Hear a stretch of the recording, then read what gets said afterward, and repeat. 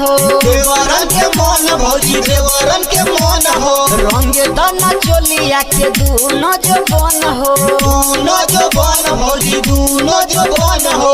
कर जमी जबरी बवाल होई हो, आगे पीछे भौजी दूनो तोहर लाल होई हो, आगे पीछे दूनो भौजी तोहर लाल होई हो, आगे पीछे दूनो भौजी तोहर लाल होई हो, आगे पीछे भौजी दूनो तोहर लाल होई हो, ऊपर नीचे भौजी दूनो तोहर लाल होई हो, आगे पीछे भौजी दूनो तोहर लाल होई हो।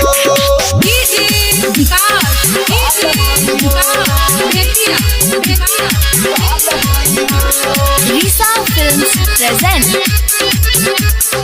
singing by Sawan Rahi. आगे पीछे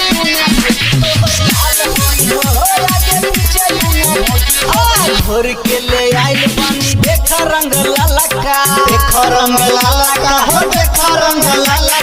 छोड़ब न आज भौजी रंगम तोहर खलका,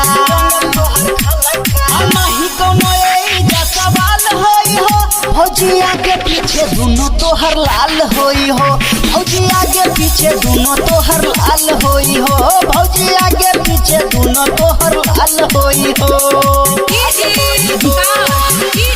भौजी आगे पीछे दूनो लाल होई हो। Singing by Sawan Rahi. आगे पीछे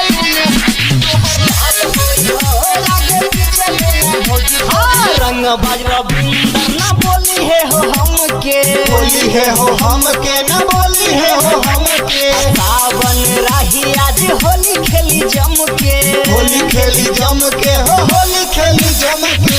सारा रारा बोली सब धमाल होई हो, भौजी आगे पीछे दूनो तोहर लाल होई हो, भौजी आगे पीछे दूनो तोहर लाल होई हो, भौजी आगे पीछे दूनो तोहर लाल होई हो, काहे भौजी तोरा तारू देवरन के मन हो, देवरन के मन भौजी देवरन के मन हो।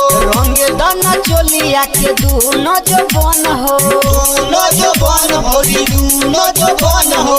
कर जमी जबरी बवाल होई हो, आगे पीछे भौजी दूनो तोहर लाल होई हो, आगे पीछे दूनो भौजी तोहर लाल होई हो, आगे पीछे दूनो भौजी तोहर लाल होई